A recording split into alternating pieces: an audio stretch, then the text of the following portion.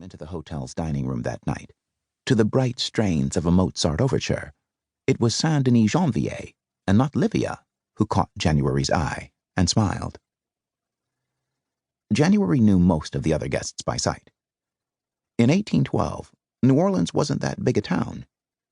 The women present were mostly friends or enemies of his mother. These ladies of the free-colored demimonde were by and large placées, placed, with a single protector, though one lady he recognized as a highly paid courtesan. About half the men were businessmen and planters. He noted the tall, powerful form of Jean Blanc, the banker, whose name graced nearly every financial transaction in the town, and whose young and beautiful wife, not present, was the daughter of Barthélemy de Macarty, brother of the wealthiest planter in the district. De Macarty came in just behind Blanc, joking with his brother, Jean-Baptiste. Both of their mistresses, exquisitely gowned women of color, wore silk tignons, headscarves, that were plumed and jeweled mockeries of the law that forbade women of African ancestry, slave or free, to go about in public with uncovered hair. Bernard Marigny was there, a lively little French Creole planter notorious for his gambling and his duels. As he came in, he was laughing over something with a tall, black-clad gentleman whom January recognized as Jean Lafitte. If you wanted anything in New Orleans, duty-free or difficult to obtain, you could probably get it through Jean Lafitte. 4 years previously, when it became illegal to import slaves into United States territory, Lafitte had surfaced, lounging around the blacksmith shop he and his brother owned on Rue Bourbon, or drinking with businessmen and planters in the Café Trémoulet.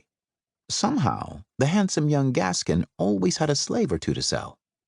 Of course, these slaves were always warranted born in American territory. Of course, the sales were private, between gentlemen, nothing on the open market. Lafitte sold brandies, too, and fine French silks. In fact, anything you might want, and cheaply, as if United States customs duties did not exist. Though Lafitte didn't have a mistress with him, he didn't arrive at the birthday dinner alone. In addition to Marigny, who was friends with everyone in town except his own wife, Lafitte entered with his usual coterie of friends. A planter named Huet, who had a place on Bayou Saint-Jean, where boats could be landed that came off the lake, the fair-haired Pierre Lafitte, his newest mistress on his arm, a dark little man named Laporte, who kept the books for the Lafitte brothers, and Jean-Baptiste Sauvenet, one of the most prominent bankers of the town. Lafitte moved in the highest circles of French Creole society, among the men, at least. There were others, less respectable, whom January had seen only at a distance in the cafes and the market. The fierce and jovial sea captain, Dominique You, cut-nosed Chigizola, whose face was a mass of scars. At the moment, he was explaining in voluminous Italian-accented French to a planter named Saint-Gemme how he'd lost his nose in battle against the Spanish. The dark and sinister Captain Beluche, of the Bolivian privateer vessel Spy. Vincente Gambi, another Italian, strode along on the outskirts of the group, glancing at the silverware and the cut crystal pitchers on the tables as if calculating their worth. He had, January noticed, what looked like a couple of fresh cuts on his face, superficial but adding to his appearance of coarse menace. The placés of these friends drifted behind them, gowned in silks and chattering among themselves. They were less fashionable, more sumptuous, and far more heavily jeweled than their town counterparts. Down on Grand Terre, where Lafitte had his headquarters these days, the free-colored ladies lived with their men openly, as wives, instead of keeping separate establishments as the town placés did.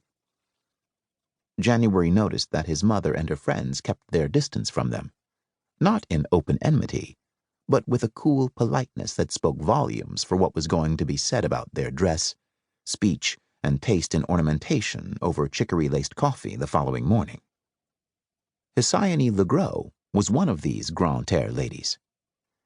January noticed her because she was one of the youngest, probably his own age, and also one of the darkest. Among the free-colored community, as among the whites, dark skin and African features were not admired. January had grown up with the knowledge that his own huge size and African blackness were a